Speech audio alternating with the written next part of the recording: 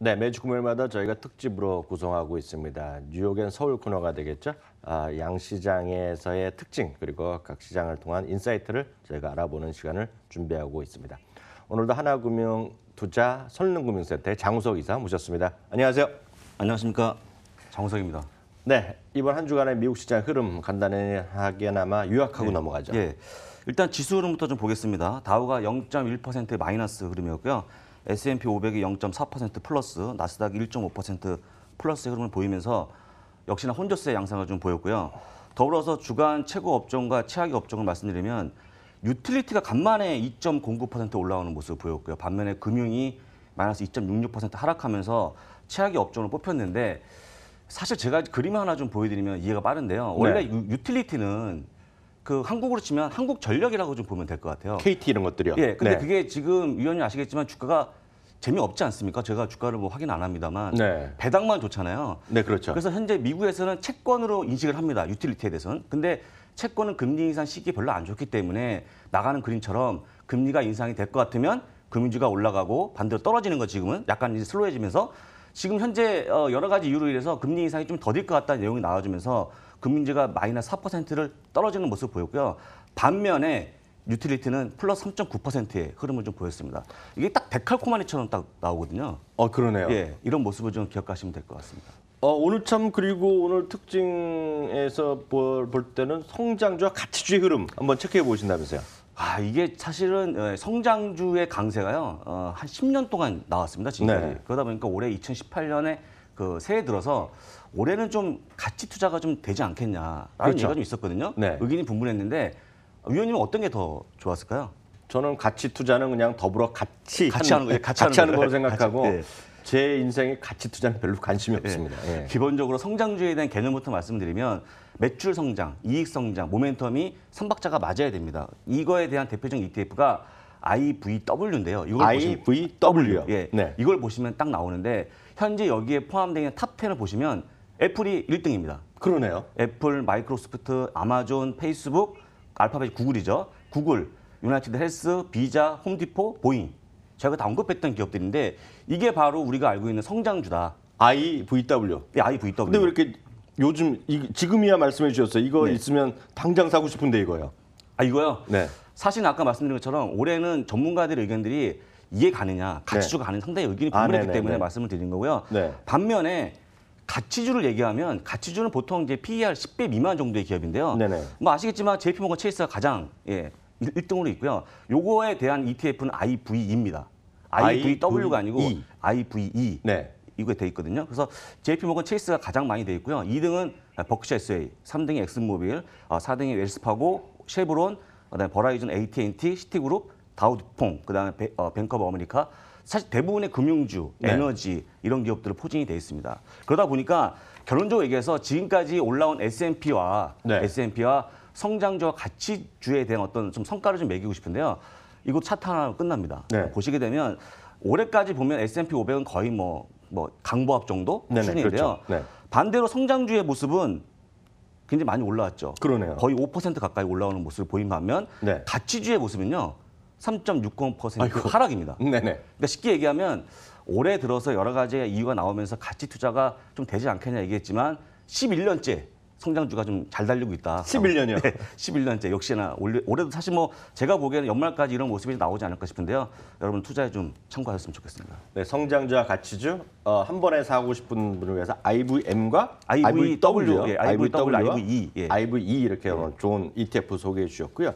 오늘 이제 크로스 체크에 가기 전에 잠시 오늘 있었던 일, 미국에 있었던 일 간단히 정리하고 넘어가겠는데요.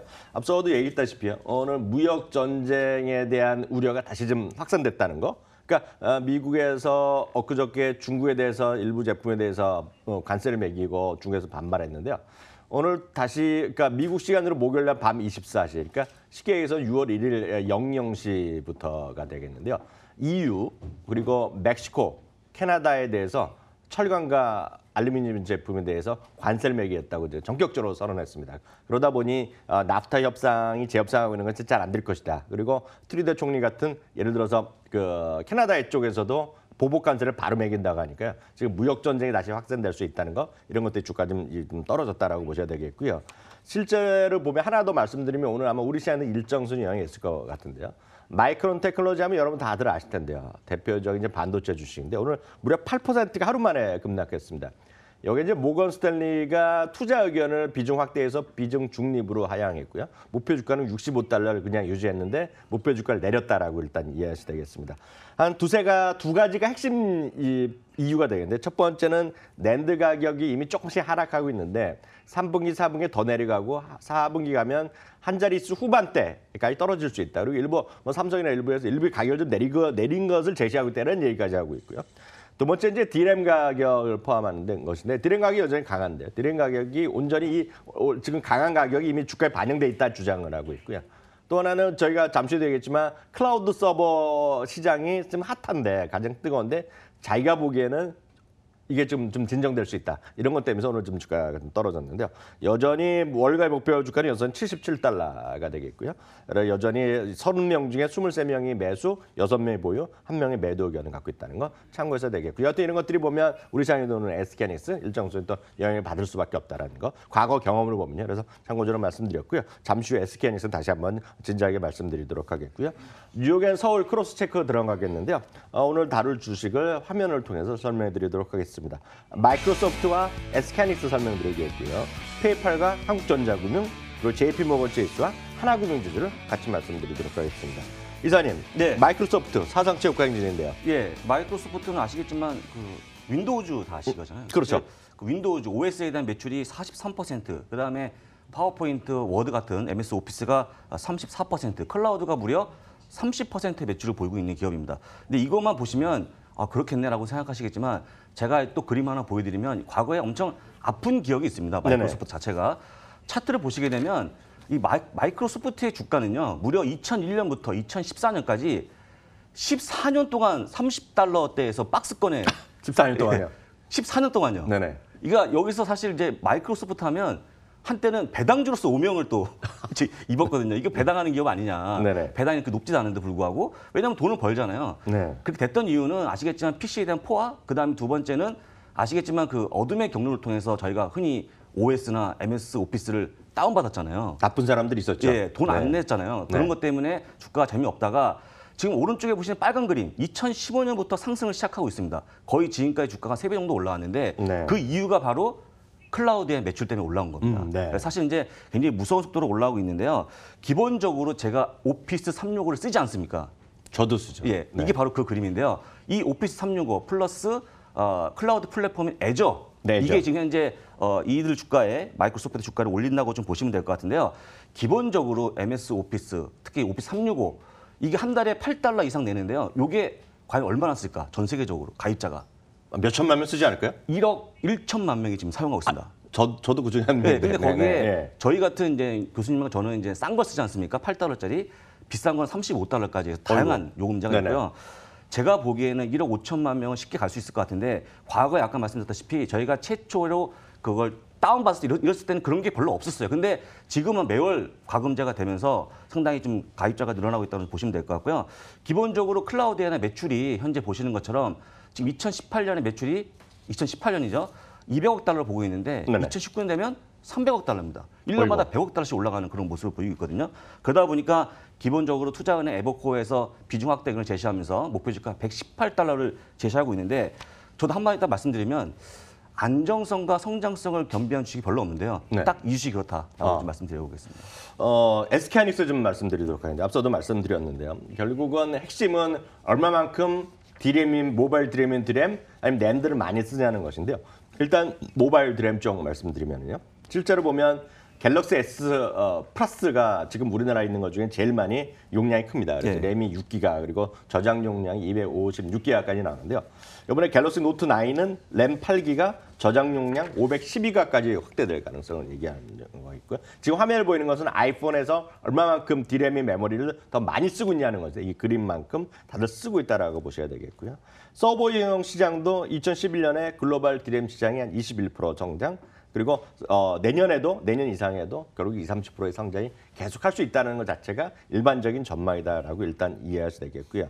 특히 이제 데이터량의 연평균 데이터량 자체가 36%나 성장하고 있는데 이 데이터량이라는 것은 쉽게 얘기해서 많은 사람들이 문자로 보다가 어느 전부턴가는 사진, 그림으로 여러분 인터넷, 모바일 많이 보다가 이제는 많은 분들 여러 차례 말씀드렸다시피 동영상을 많이 보니 수많은 서버가 필요한 거 아니에요? 네. 거기에 바로 이제 디램이 필요하다라는 점. 그 점이 지금 모든 것의 반도체 핵심이다라고 보셔야 되겠고요.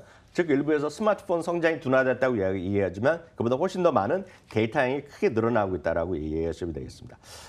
키움증권이 목표 주가를 엊그저께요 다시 13만 5천 원 다시 또 올려놨거든요. 그러니까 지금 목표 주가 평균은 한 10만 원, 11만 원 정도 언저리에 와 있는데요. 지금 목표 주가를 13만 5천 원까지 올려놨고요. SK는 타이트한 수급이 있다. 수급이 지속될 거다 하면서 목표 주가 13만 원 상향하고 있는데요. 저는 그래서 계속해서 2, 3년째 말씀드리지만 SK하이닉스가 지금 어제 9만 3천 원, 4천 원 이 정도 나오고 있는데요. 전 여전히 이 주식은 매수 의견을 갖고 있어요. 매수 의견을 갖고 있고 작년 대비 올해 목표 주가의 상승치가 우리나라가 한 20% 이상 목표 주가 상향돼 있는데요.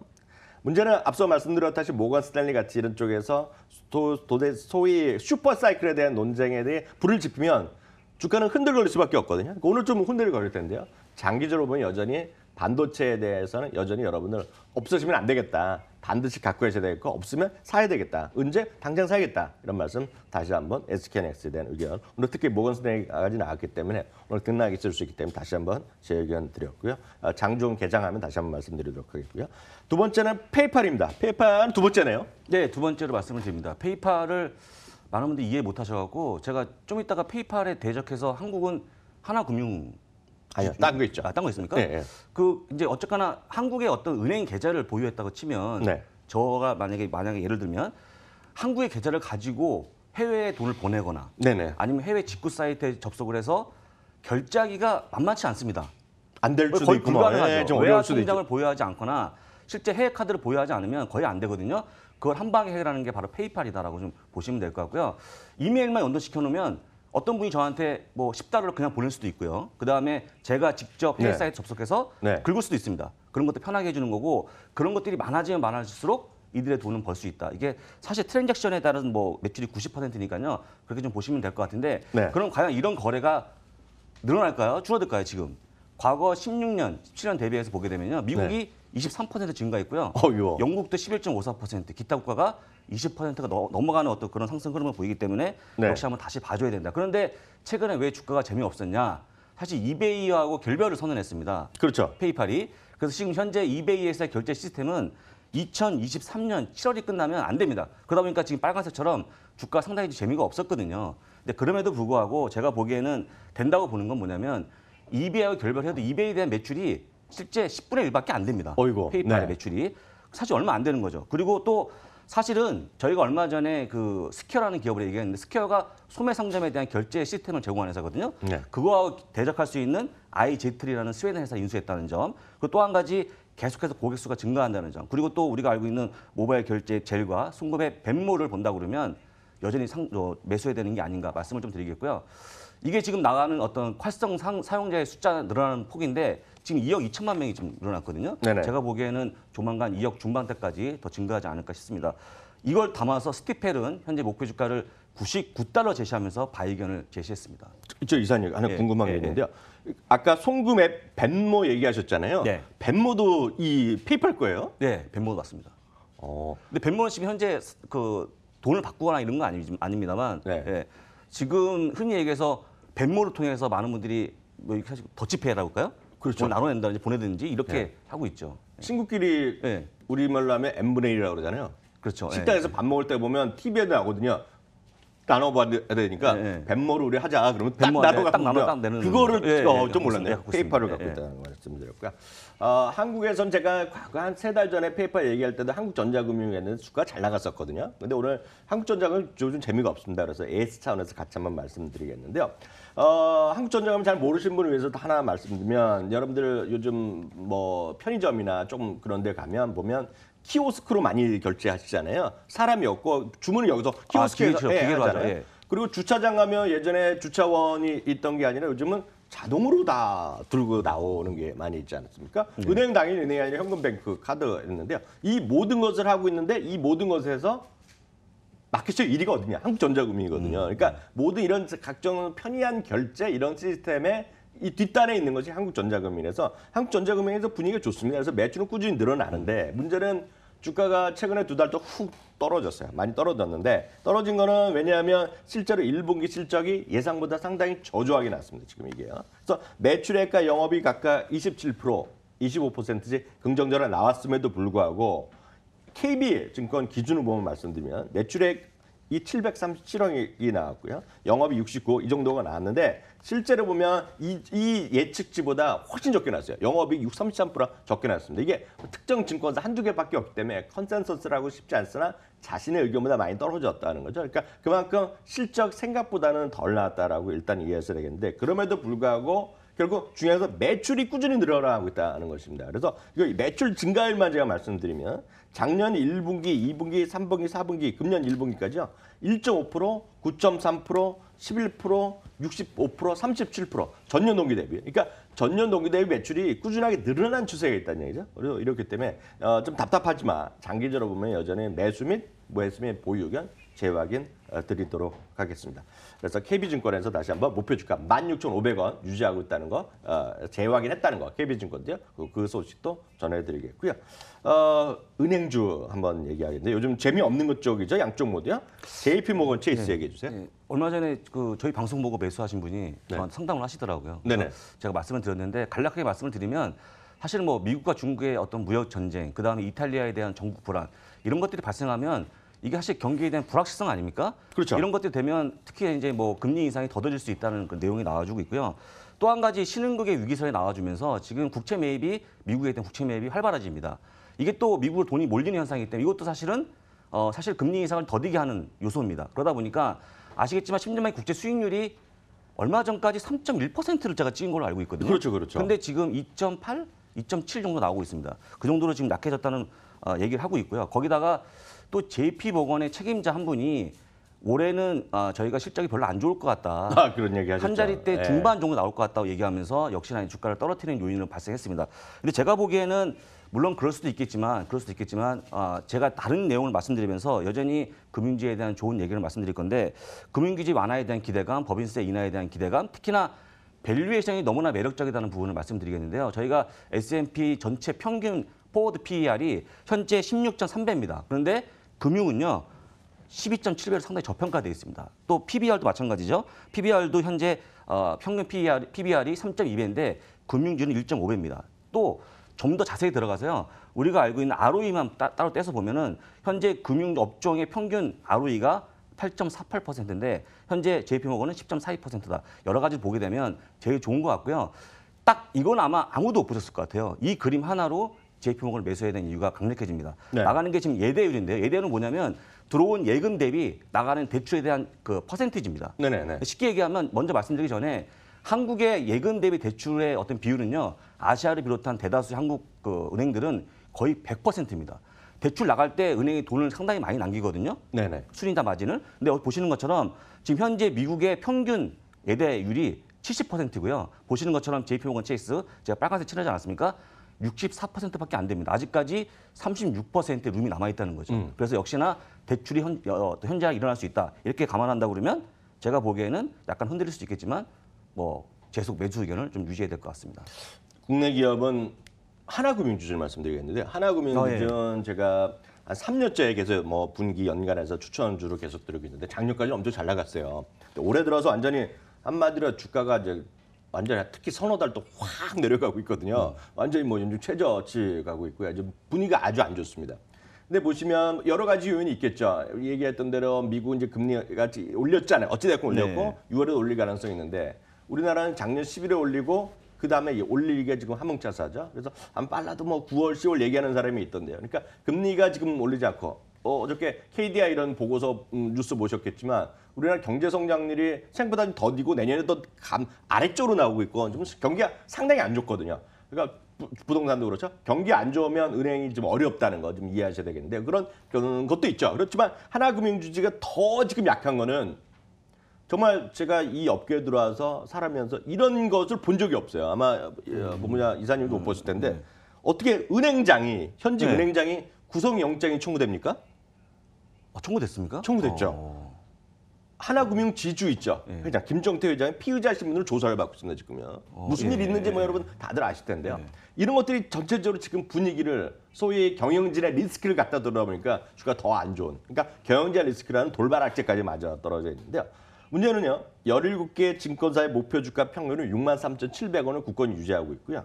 영업이익의 전망치는 오히려 소폭 상승하고 있어요. 그러니까 이익의 전망치는 상승하고 있는데 오히려 지금 경영진의 리스크 그리고 전반적인 경기에 대한 우려 이런 것 때문에 주가는 더 떨어지고 있는데요. 이런 얘기 보셔야 되겠죠. 물론 키움증권도는 최근에 목표주가 조금 하향하긴 했지만 전체적으로 시장은 저평가된 게 분명하다. 그러니까 저평가된 게 분명한데 문제는 주식은 저평가만 갖고 올라갈 수는 없거든요. 어떤 계기, 즉 모멘텀 필요한데 그 모멘텀과 계기는 경영진이 지금은 문제가 구속영장이 안 돼서 무죄가 나거나 아니면 회장 조사해봤더니 아무 문제 없다라고 깨끗하게 되기 전까지는 경영진에 대한 리스크가 있다는 것을 지금 적극적으로 매매하기 쉽지 않죠. 매매는 언제? 이런 것들이 해결되고 기관과 외국인이 다시 재시기할 때 이런 매수 다시 한번 해보시면 될 것 같고요. 다음 주 일정 한번 간단히 살펴주시겠어요? 네. 오늘은 5월 고용지표가 발표됩니다. 고용지표는 중요하기 때문에 꼭 살펴보셔야 될 것 같고요. 6월 6일 날 그 사실 이제 위스키가 얼마나 팔렸는지를 이번에 알 수 있을 것 같습니다. 그 말씀하셨던 거잖아요. 네. 브라운 포먼의 실적이 나옵니다. 보시면 될 것 같고요. 6월 7일은 브로드컴 실적까지 보시면 문제 없을 것 같습니다. 네, 브라운 포먼 우리가 2번 정도 들었는데 다음 주 어떻게 될지 한번 체크해 보겠고요. 이렇게 뉴욕 앤 서울 코너 마치겠고요. 다음 주에 다시 뵙겠습니다. 감사합니다.